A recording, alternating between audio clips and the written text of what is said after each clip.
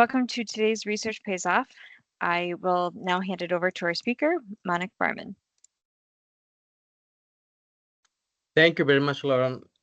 Good morning to all. My name is Manik Barman. I am an associate professor at the University of Minnesota Duluth. So in today's presentation, the topic is towards the development of pavement-specific structural synthetic fibers.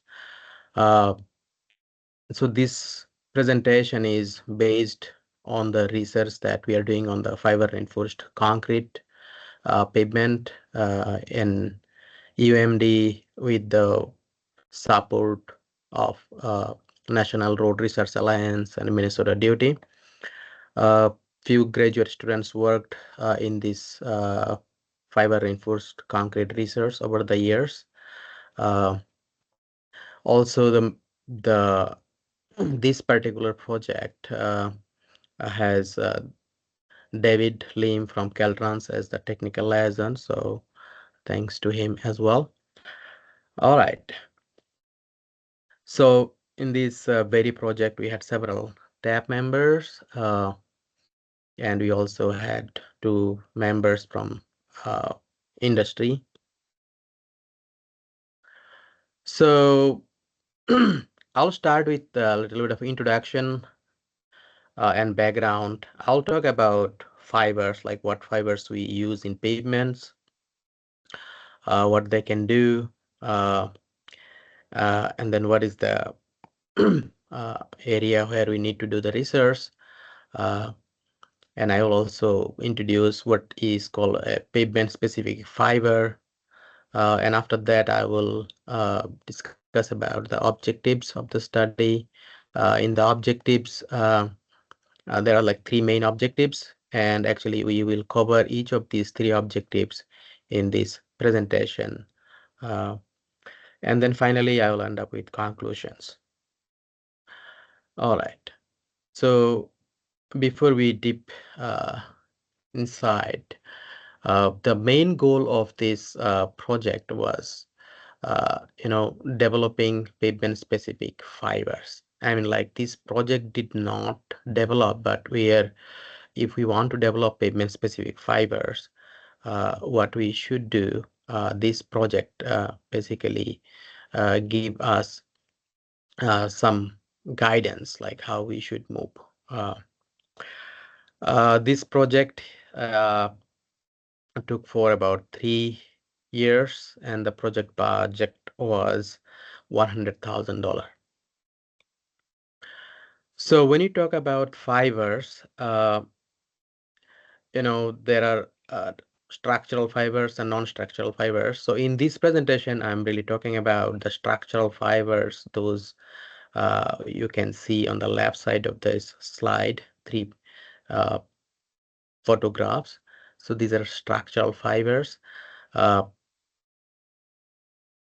Their definition of structural fibers, so basically they can carry some amount of load.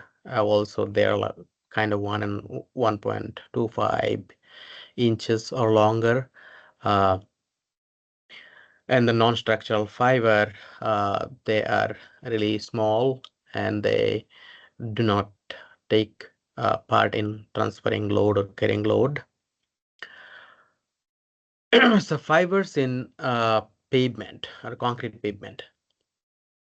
So generally fibers are preferred only in thin concrete pavements on overlays. When I talk about thin concrete, it's the concrete slab can be 3 to 6 inches thick, and small slab sizes are used like 6 feet by 6 feet. Okay, so why in small or thin pavements? Why we use fiber in thin pavements? Because the thickness of the concrete after the saw cut is very less. Like if it is 3 to 6 inches, you can see, like if you have like 1 to 1.5 inches of saw cut, so the concrete remains underneath is let's say, it's very less, and they cannot accommodate dowel bars. Now the aggregate interlock from the concrete, like 3 or 4 inches of concrete is also very less, which creates issues. So the fibers that I shown you here can actually contribute in transferring some load, because we cannot use dowel bar, but we need load transfer. So these fibers can transfer some load.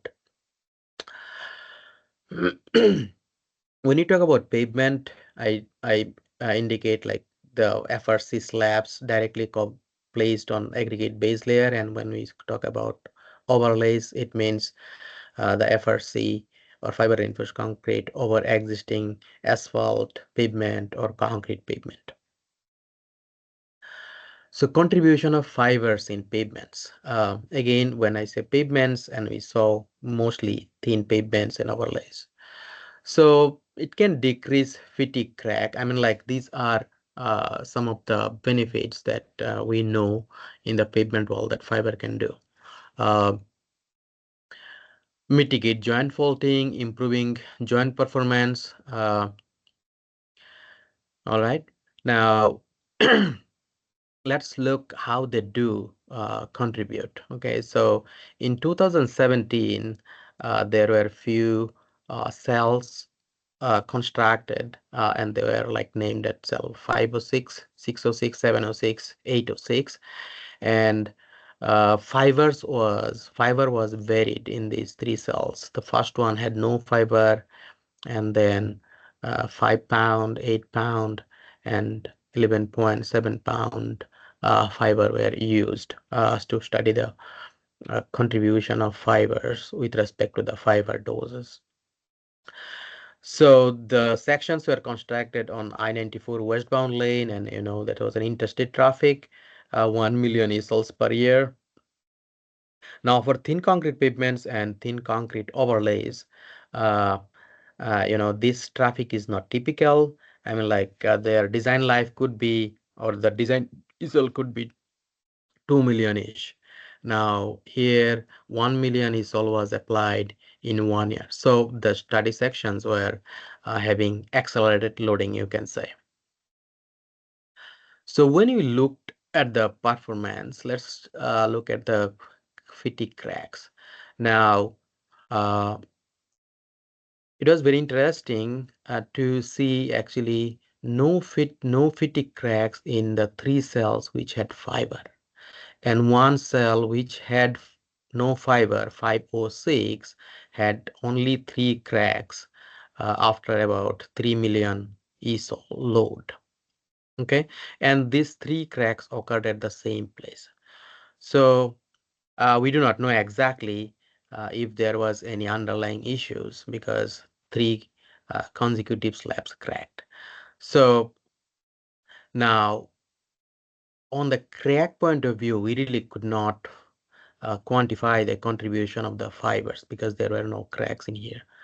On the joint faulting, so the 506, which didn't have any fiber, had, you can see, higher faulting. Okay, so these each bar shows a faulting measurement, average faulting measurement in the cell, and it is in the driving lane. So at different dates. Okay, so for example, the first measurement here was taken in April 2018, and then last one I have here is May 2020, after about 2.8 million e-sols.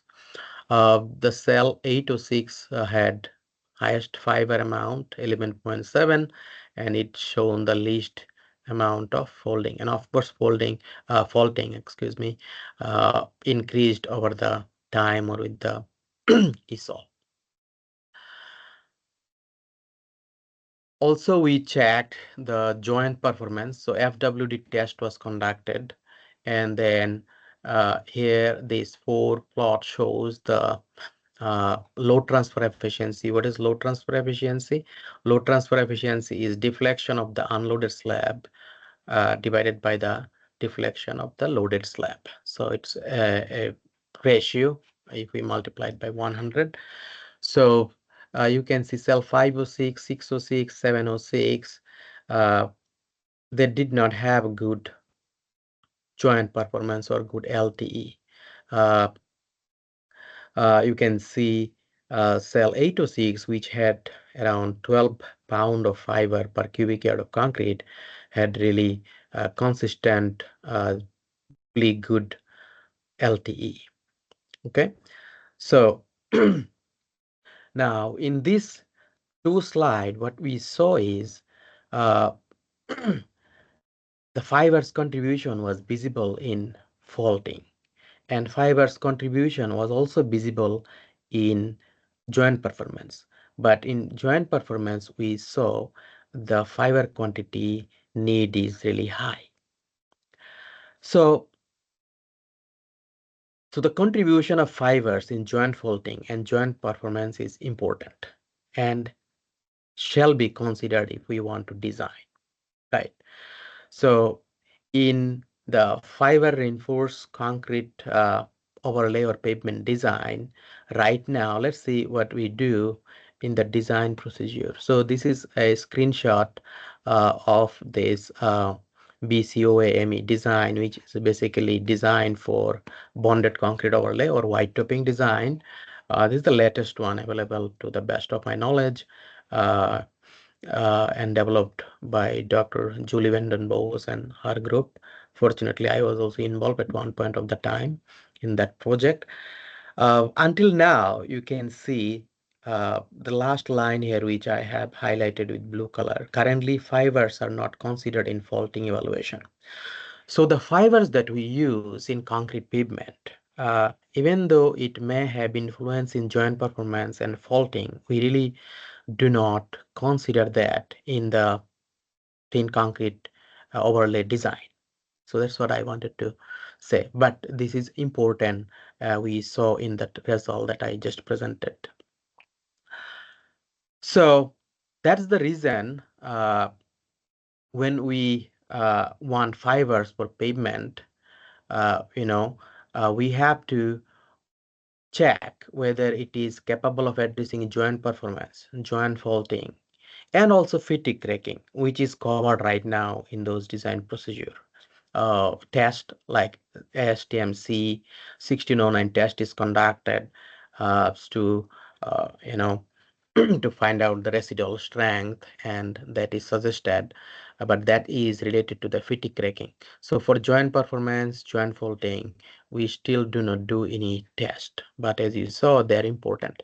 Now, what I want to say, what is pavement specific fibers, or in future, I will call those fibers which are evaluated based on their joint performance, evaluated and developed, and their performance. We know they perform in terms of joint performance and then faulting, in addition to the fatigue crack. So the available fibers that we have, as you saw, well, this is based on only one study. The fibers can contribute in faulting, but also there was issue that you saw the joint performance was not superbly high or good until we had around 12 pound of fiber. So that calls that so shall we look for some new type of fiber which will be good in joint performance and faulting as well as in fatigue crack. So this is kind of the genesis of this study. Now, if we want to find out or develop some fibers which will be pavement specific again, which will be able to provide load transfer or joint performance and mitigate joint faulting, in addition to the fatigue crack. So now the objective of the study is studying the joint performance behavior of fiber reinforced concrete pavement. So we want to you know see like what is the joint performance, as the joint performance is really important, and identifying the feasible approach to improve the joint performance and mitigate joint faulting. Okay, so how we can improve the joint performance, as we see the faulting is an critical distress of the thin concrete pavements and overlays. and establish a procedure to evaluate pavement-specific fiber. Now, as the title of the study is like towards the development of the pavement-specific fiber. So, this study or this presentation doesn't lead to that conclusion that we already have a pavement-specific fiber developed, but it's towards like if we want to develop what we need. And at the end of this presentation, we'll see like what we need. So let's get into that first objective, studying the joint performance behavior of abrasive pavement. So now in order to do that, we have taken help of finite element analysis. We modeled fiber reinforced concrete thin pavement, uh, and then all the possible scenario of loading, the curling, upward curling, downward curling, friction at the base and bottom of the slab, friction between the tire and the surface of the slab, all were considered. Okay, so and then we modeled, we developed a 6 slab model as can be seen on the slide. We had have well load, friction load.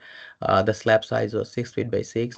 Now these the dimension, okay, were similar to the cells that were constructed in mnroad, because we are comparing the performance of this finite element modeling and the field results. So we kept these dimensions and the material properties similar to the mnroad sections. The vehicle load was provided using two rectangular area. Again, the load applied is equal to like one standard axle load. On one side, it is 9,000 pound, and that the pressure on those are 94 psi approximately.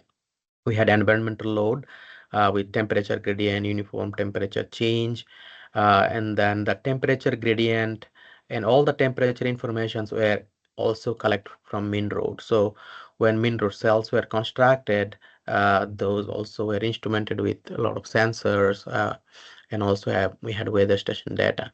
So we found out the temperature gradient and seasonal temperature thing from the mnroad site. So the most important thing in this finite element modeling was modeling the joint. So as fiber, and just like in this picture, as the fiber, you can see this bridge, the the crack here. This fiber can be stretched, so it will have a kind of stiffness along these.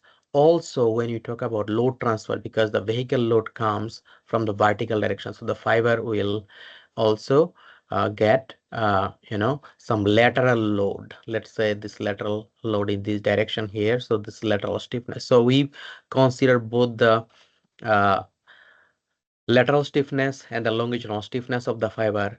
Okay, and then in this direction, in the vertical direction, also we considered the stiffness provided by the aggregate interlock. Okay, so this is just an example how it looks like in the modeling. We considered a 1-inch deep saw cut, so we didn't have any kind of stiffness, or this stiffness are as provided with a kind of fancy spring in ANSYS software. Okay, so in order to see if our model works or how the joint stiffness performs, joint stiffness influences the load transfer efficiency. So this plot shows that if you increase the joint stiffness on the x-axis, you can see, and this blue line is the load transfer efficiency. So load transfer efficiency increases.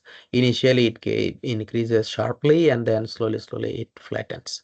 Okay, so the deflection, so maximum deflection drops uh, as the increase of the joint stiffness. We use the finite element analysis to check effect of structure on the joint performance.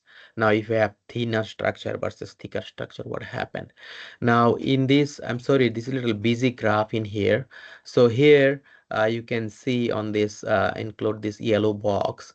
We had like 4-inch slab, 5-inch slab, 6-inch slab, 8-inch, 6-inch slab on 8-inch base layer, and then we saw the load transfer efficiency. We can see it's almost the same, but at one point, I mean like 5%. We saw like 4 inches to 6-inch. Okay, so with the with this difference, around 5% additional load transfer can be achieved. And when we buried the base layer, so we can see a 4-inch slab, all 4-inch base, 6-inch base, 8-inch base, 11-inch base, we see the 10% increase. So base layer contribution with respect to thickness is more, but all those all those contributions of the pavement structure, they become a little bit of the excuse me. So their effect slowly decreases, and you can see at higher stiffness, at higher joint stiffness, the uh, pavement structure, either thickness of the slabs or the base layer, doesn't influence too much. With respect to the temperature gradient, we check. We had same temperature at the top and bottom. Upward curling, we consider downward curling. Again, for such 6 feet by 6 feet small slab, the difference in the load transfer efficiency was not huge. So we checked with the season as well. We determined load transfer efficiency uh, and differential displacement, maximum displacement with different season. As you can see, the displacement, maximum displacement, this line is more in early spring. As we can understand, the base layer or the subgrade is soft because of freeze thaw. So the deflection was more, but we may think that load transfer efficiency will be low in early spring, but because of the high deflection value of both loaded side and unloaded side, mathematically load transfer efficiency comes higher in the early spring. But that doesn't mean that the pavement is strong. It is just one of the disadvantages of load transfer efficiency, because if you have higher uh, load and unloaded slab displacement, you might get higher LTE. Okay, now with this background and this information, like from the finite element method, we also looked at that falling on deflectometer data, and then in this next phase, or the next objective, we are identifying the feasible approach to improve the joint performance and mitigate joint faulting. So let's see, like, what is the required joint performance? Okay, so we have some FEM thing. We'll get back to that one later on again. So so ACPA and FHWA suggest dowel bar retrofitting for conventional pavement when load transfer efficiency goes below 60%. Faulting is greater than 0.1 inch. Differential deflection 10 mils or more. Okay, so now for thin pavement and overlay, let's see, like we will look at the mnroad data again to see like which of the cell is actually having a 60% load transfer, or we'll see this one. So poor load transfer can create joint faulting, corner crack, longitudinal fatigue cracks along the wheel path for thin concrete overlays and pavement. Now this plot you have seen before. Now here just I'm reminding you that out of the 4 cells, only cell 8 or 6 uh,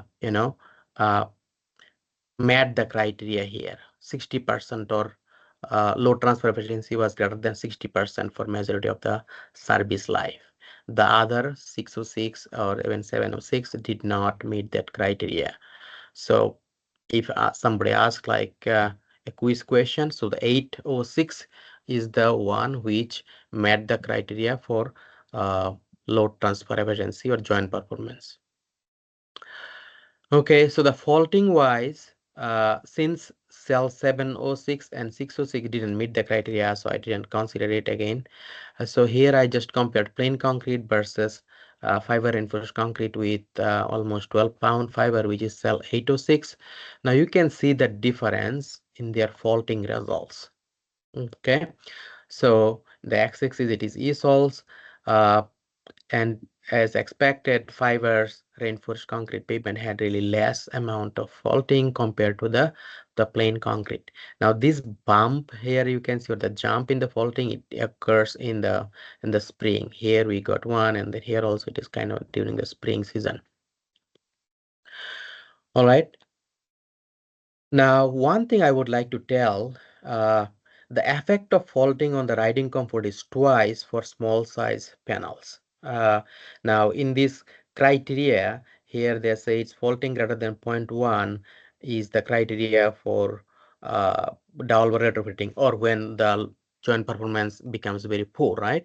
So now this 0.1 inch criteria may not be good for thin concrete pavements with small slab. That's what I tried to say. Here you see 0.1 inch.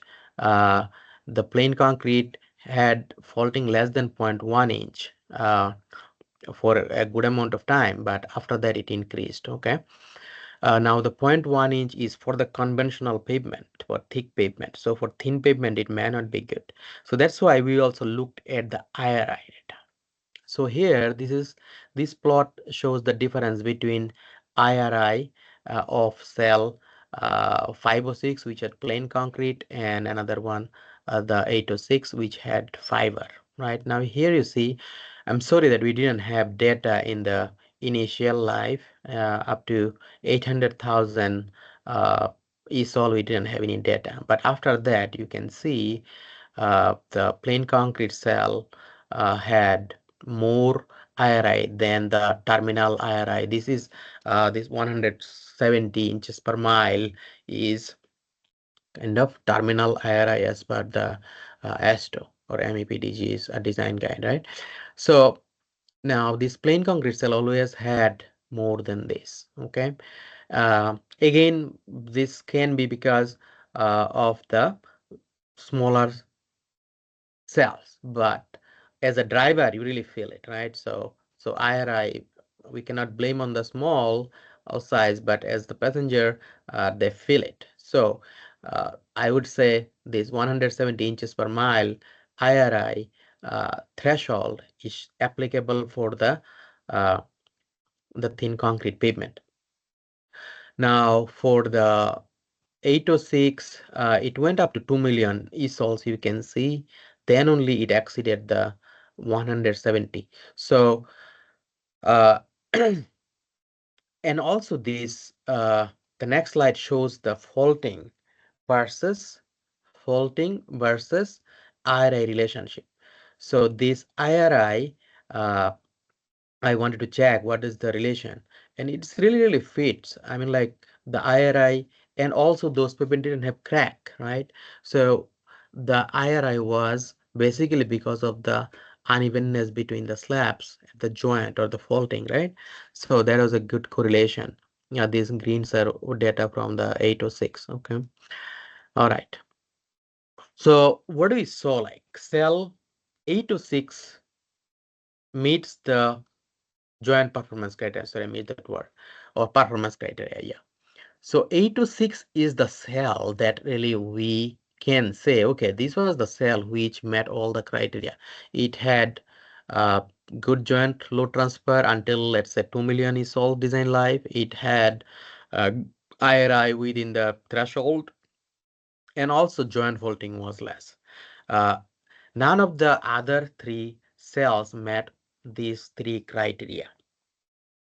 Now, from this from this field study, uh, we found out, let's say I just consider now, okay, so let's see the performance of the 806 is kind of an expected or desired performance. Let's say desired performance. Okay.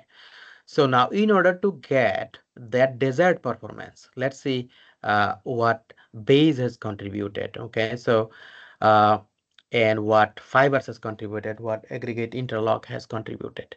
Now, in order to do that, we took help of the finite element model again.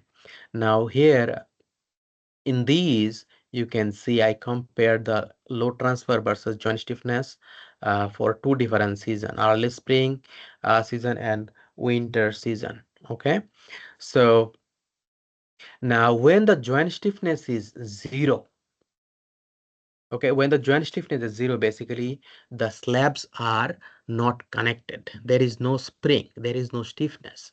So it's basically two slab like placed back to back, but they do not communicate with each other. Now at that time, whatever the load transfer efficiency we get, that is actually from the base layer, right? Because the concrete is not communicating. There is no spring there. So here you can see it varies, of course, with the uh, concrete or the structure, concrete slab thickness, base thickness, little bit. And as we saw, when the joint stiffness is very less or negligible, their influence is more. The structure influence is more. Okay, so we see like conservatively, we can see that base layer can provide around 30 to 40% load transfer. Again, you can see here why I picked the range. Now, then we took the FWD data to find out the joint performance of structural fibers. We know that cell 806 did have fiber, and that plain concrete did not have any fiber. Okay, so the difference between these two is only the fiber, and you see their load transfer efficiency difference is, again, if you look, let's say again, we are looking at the early life. Okay, so at their early life, there is 30 to 40% difference in the LTE.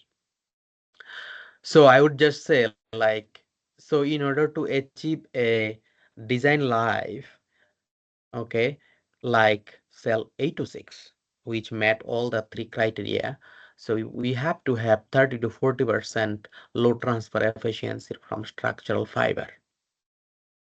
Also, we saw that when we plotted the maximum displacement of the slab, we saw that cell 826 had 50 to 60% less slab deflection under the load, which is again a contribution of the fiber.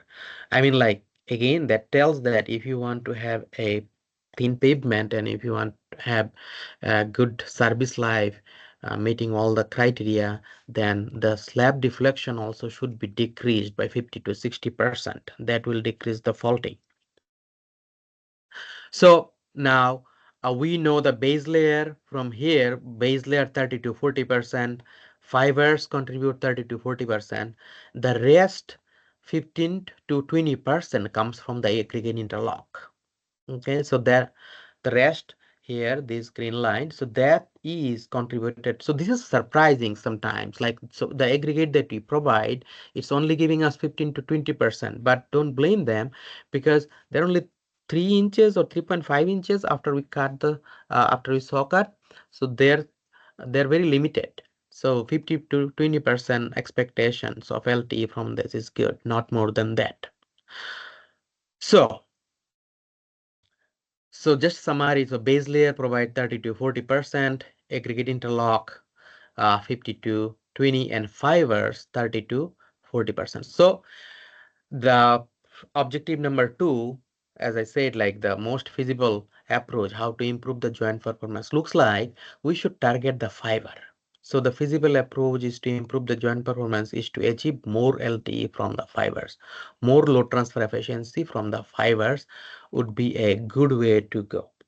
So now if we want to go in that direction, I mean, like pavement specific fiber, again, if I bring that one, so you have to know if fibers can contribute to 30 to 40% before you put the fibers in the pavement. But we do not do that testing. How do we know that? Okay, so in order to do that, like, how can we make sure that the fiber will provide 30 to 40%? So the next objective, I will answer that. So it's like establishing a procedure to evaluate fibers based on the joint performance. So we developed a new procedure, proposed a new procedure. It's a mechanistic parameter, uh, similar to the modulus of D'Albert support. Those who are familiar with the D'Albert design, you saw that there is something called modulus of D'Albert design. So we found out, we tried to develop modulus of fiber support, and also it can be determined in the lab at least. So what we did, this is a little bit of theory in here. So in pavement, if you have load, right, the loaded slab goes down, unloaded slab goes down too, but less, right? So the differential displacement, okay, so if you just consider that the spring, right, so this differential displacement will be kind of the elongation of the spring. Now, if you consider this load and this differential displacement, and you actually and the area of the face of the crack face, let's say, or aggregate interlock area face, so we can find out the stiffness. Okay, so I'm not going too much into that now. From Following deflectometer data, we had the data for a cell 806 which had fiber. We can calculate the joint stiffness from those differential displacement from the FWD data. We could also calculate from 506, cell 506, the joint stiffness. So the difference between these fiber reinforced concretes joint stiffness and plain concrete joint stiffness is basically the modulus of fiber support, which is given by this equation. Okay, there are some other thing, I'm just skipping those. Now, when we plotted the joint stiffness of cell 806, the green one again, for fiber reinforced concrete, and the plain concrete cell 506, you can see their difference. The differential displacement or DD was less for 806. That's why it was more. And it was differential displacement was more for cell 506, which created less KZ. The difference between the two, which we call modulus of fiber support, is plotted in here with respect to ESOLs. And as expected, the fiber stiffness or drops with the load transfer. So with the ESOLs, right? So it is dropping. Now, just at the beginning, you see like around 4,500 pound per inch cube stiffness we had in cell 806 with from the fiber, and it dropped. Okay, so it's become around 500 that. All right, here we plotted LTE versus KZ and LTE versus KF. Okay, let's look at this one here. So if you need 30 to 40% LTE from the fiber, as we saw last few slides ago, that we need probably 30 to 40% LTE from the fiber. So it's like, let's say 40%, we're going to go a little higher. So you really need 3,000 pound per inch cube of stiffness, or KF, we call, from the fiber, modulus of fiber support. That will give you around 90% load transfer. Okay, so that will give you around 90% load transfer. So that's what I said. In order to achieve 90% total LTE, I mean, like in the beginning of the pavement's life, 40% LTE should come from fibers. And in order to achieve that, we need 3,000 pounds per inch cube of joint stiffness. Now, how to get that? Okay, so the next few slides will tell that how can we get that. Well, FWD data was able to provide us, but FWD data is only available after the construction, right? So if there is a laboratory method, that will be great, so that we can evaluate the fiber.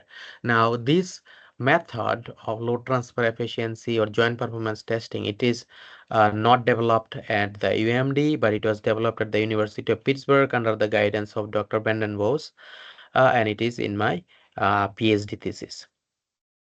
Okay, so in this one, what we do, we test beam samples. Okay, and the beam has crack in between at the middle, and then we apply load on one side, okay, and then because of that load we measure the displacement on the loaded side, unloaded side, and then and it is a dynamic test. So you can, excuse me, you can see here if you have the crack width very less, means load transfer efficiency will be very high. The deflection between the loaded side and unloaded side, these two graphs here, the blue one is loaded side and it's unloaded side. So you can see the crack width small, both loaded side and unloaded side deflection were kind of the same, means high load transfer efficiency. If you increase, the difference increases, means load transfer efficiency decreases, and if you increase more, the difference again increases further. Load transfer efficiency basically, like at 126 mils or 0.126 inch, you see the load transfer is almost zero. So the unloaded side load displacement versus loaded side displacement is almost zero. So this we tested some fibers here in the lab as well. So what we did is we have tested for plain concrete. We tested with 0.25 volume fraction fiber, 0.5 volume fraction of fiber, 0.75, and 0.75 volume fraction fiber is actually equal to the fiber that was used in cell 806. This fiber was used, and we used the same fiber in this study. Okay. I'm sorry. So here you can see the difference in the fiber reinforced concrete cells. Okay, so here you can see when it was 0.75, this green, and which is also similar to cell 806. Okay, so we can check here that with the crack width, uh, as you can understand, the load transfer efficiency will go down, uh, the joint stiffness goes down, and then since we had plain concrete and then fiber reinforced concrete, we could also find out the kf from the lab, uh, just subtracting one from the other. uh, so now here the crack width we deferred, right? In the FWD data, we didn't use any crack width. Now, if you want to test the fibers in the lab, at what crack width will you test? Because, this crack width is a factor here. So in order to find out that, we wanted to see what is the representative crack width. So cell 806, or all the cells uh, also had a joint movement sensor, like it could measure what is the joint opening. So what we saw, like the joint movement was 40 to 80 mils for 1.5 million e-sols, and after that I think the fiber effectiveness gone and they jumped over everywhere. Theoretically, we calculated it looks like 90 mils crack width. We also looked at some old data. So this is again, it was in mnroad. Uh, so the crack width they measured over the different time, and you see kind of the maximum was 0.06 or 60 mils. Uh, in our lab, what we did is LTE versus crack width we measured. Now, when fibers contribution, okay, so LTE from the fiber contribution only. So when the crack width is really small, fiber doesn't do anything. But when you stretch the fiber, it keeps. So you see here the LT is increasing with respect to the crack. But if you stretch fiber too much, looks like after 60 mils, the load transfer efficiency doesn't increase. So that means fiber's elastic behavior is gone. Also, we did LTE versus KF for different crack width here. And you can see these relations when the crack width was around 60. Okay, so this is 40, 50, and then around 60. So up to 60, the like beyond 60 doesn't change. So the 60 mil, okay, crack width is selected for the lab-based KF. And then when we matched, compared the laboratory developed KF versus FWD's cell 806, and they are matching with each other. So that means if you want to achieve 3000 pound per inches cube KF in the field for 40% LTE, you can really use this test, the one I'd shown, and test at 60 mils and then get 3000. It should be pretty close to what you are going to get in the field. But of course, like the variation in the field, fiber distribution, those things are not considered. And this laboratory study, we did not have like 30 numbers of beam. It is like 3 beams at one type of fiber dose. So we might need to do more testing. So in conclusion, I will say it was found that aggregate interlock can provide up to 15 to 20% joint load transfer. The base layer and fibers both can provide 30 to 40% each. As the thickness of the slab in thin concrete pavement is limited, achieving load transfer from fiber is a feasible approach to improve the overall performance. So maybe not aggregate interlock, but fibers quality can be improved. Okay. So the study also here you can see that uh, uh, we use 12 pound of fiber to get the required load transfer. So in the pavement specific fiber, what I'm saying that maybe we have to do something so that the fiber uh, not at 12 pound but at less uh, dose can provide us 30 to 40% load transfer, right? So the study introduced a procedure to characterize the fiber's contributions toward the joint load transfer. And as you see, the new parameter we introduced, modulus of fiber support, based on the data that we shown, like a 3000 pound per inch cube, if we get a KF of this, if we get in the fiber reinforced concrete, that may give 30 to 40% LTE. But it may be noted that the joint load transfer test used in the laboratory takes a considerable amount of time. This test helps determine the joint load transfer, but the testing is quite complicated and may not be a good candidate for a screening test. So it's a good test, but I think if we can create a very simplified test, that would be great, which I'm looking for in the next phase. Also, because of the limited size of the data, a large data set could not be developed. So the reliability analysis is not done here. I mean, like when I say 3000, is you can say 50% reliability, but that's the beginning, I would say now. The field study included only one type of fiber, so this is another thing.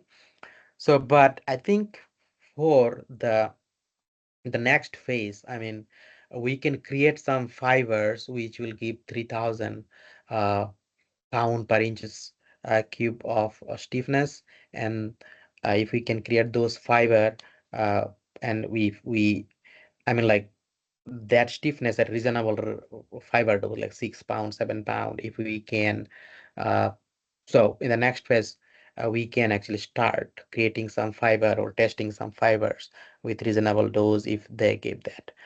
So this is it. So again, it is not the conclusion, but it's toward we are going towards developing the fiber reinforced concrete pavement.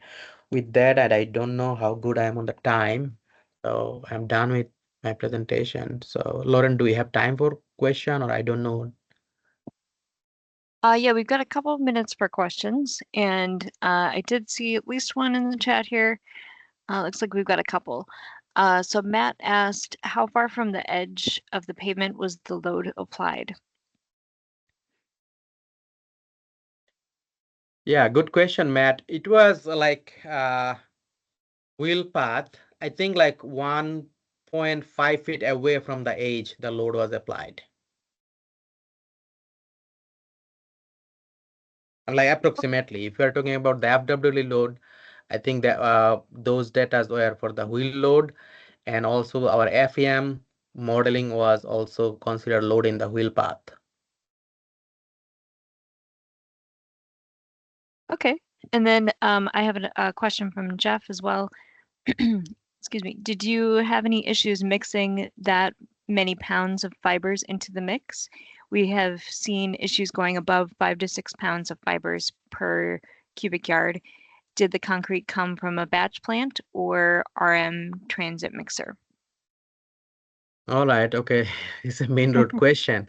So, but I can tell you in the lab when we had 11.7 cubic 11.7 pound per cubic fiber. Yeah, we had some mixing issues, like we really had to spread the fibers properly. Still, we saw some fiber balling.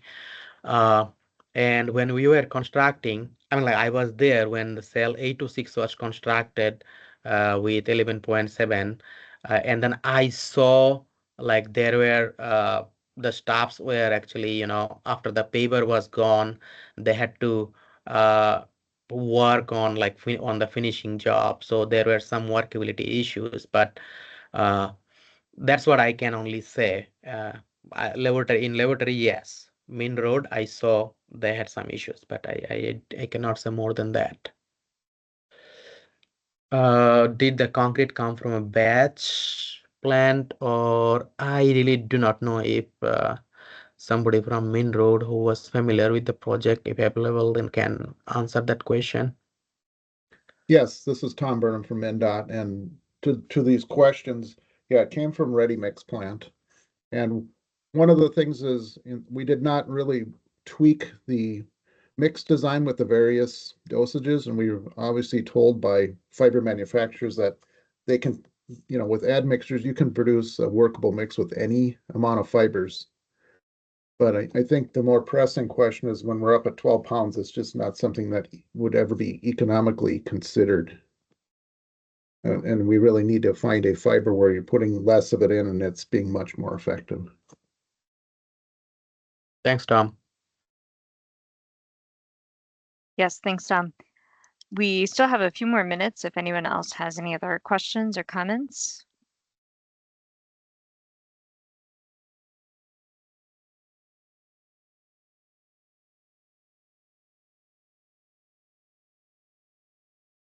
Okay, well, hearing nothing else, then I think we will just wrap it up. We do have a presentation scheduled for next month, and that will be EOB with moisture sensing project that he's got. So we hope to see you again next month as well. And everybody have a great rest of your week. Thank you, Manik. Thank you. Thank you very much. Good day. Bye.